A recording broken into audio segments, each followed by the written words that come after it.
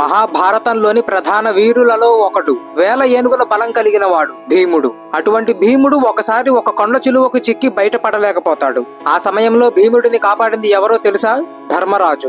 ఎంతో బలవంతుడైన భీముడే ఆ కొండ చిలువ నుండి తప్పించుకోలేనప్పుడు ధర్మరాజు ఎలా కాపాడాడు?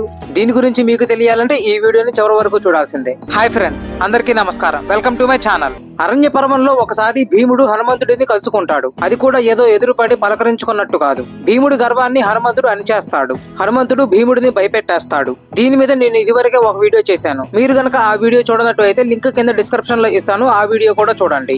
ఆ తర్వాత ఒకసారి భీముడు అరణ్యంలో వేటకు వెళ్ళినప్పుడు ఒక పెద్ద కొండ చిలువ కనిపిస్తుంది. బలగర్వంతో జాగ్రత్త పడకుండా వెళ్తాడు. ఇక ఆ కొండ చిలువ పట్టేసుకునిద్ది. ఎంత ప్రయత్నించినా విడిపించుకోలేకపోతాడు. కనీసం చేతులు కూడా కదపలేకపోతాడు. నేను పాండురాజు కుమారుణ్ణి, వాయుదేవుని వరప్రసాదాన్ని, ధర్మరాజు తమ్ముడిని, ఎంతో బలవంతుడిని. నన్ను ఇలా చుట్టేశావు, ఎవరు నువ్వు? ఇంత బలం ఎలా వచ్చింది నీకు అని అడుగుతాడు. అప్పుడు ఆ పాము, నన్ను ఎదిరించిన వారి బలం వెంటనే పోతుంది, అయితే నాకు చిక్కకూడదు, లేదా నేనే వదిలేయాలి. నాకు అలాంటి వరం ఉంది. ఇలా ఏదో మాట్లాడుకుంటూ ఉంటారు. ఇలా ఇదంతా జరుగుతూ ఉన్న సమయంలోనే ధర్మరాజుకి కొన్ని సంకేతాలు కనిపిస్తాయి. దానిని బట్టి ఏదో జరుగుతుంది అని అనిపించి అడుగు జాడల్ని పట్టుకుని ధర్మరాజు భీముడు ఉన్న చోటకి వస్తాడు. ఎవరు నువ్వు?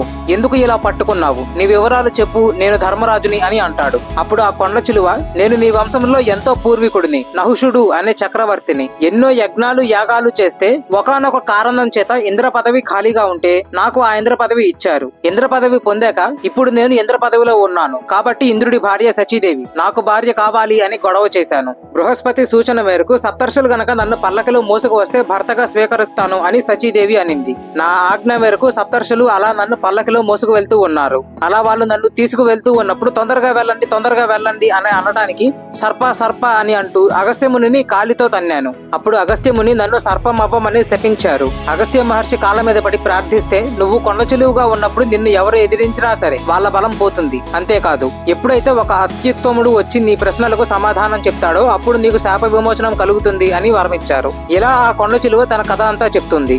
ఆ తరువాత ఆ కొండ చిలువ ధర్మరాజుని కొన్ని ప్రశ్నలు అడుగుతుంది. ధర్మరాజు వాటికి సమాధానాలు చెప్పగా శాప విమోచనం కలుగుతుంది. అందరూ వెళ్ళిపోతారు. వీడియోని చివరి వరకు చూసినందుకు ధన్యవాదాలు. ఈ వీడియో కనుక మీకు నచ్చినట్లయితే లైక్ చేయండి, మీ ఫ్రెండ్స్ అండ్ ఫ్యామిలీకి షేర్ చేయండి. ఇటువంటి మరిన్ని వీడియోస్ కోసం మా శేషసాయి అఫీషియల్ యూట్యూబ్ ఛానల్ ని సబ్స్క్రైబ్ చేయండి. మీ సలహాలు, సూచనలు, అభిప్రాయాలు కింద కామెంట్స్ సెక్షన్ లో తెలపండి. జై హింద్.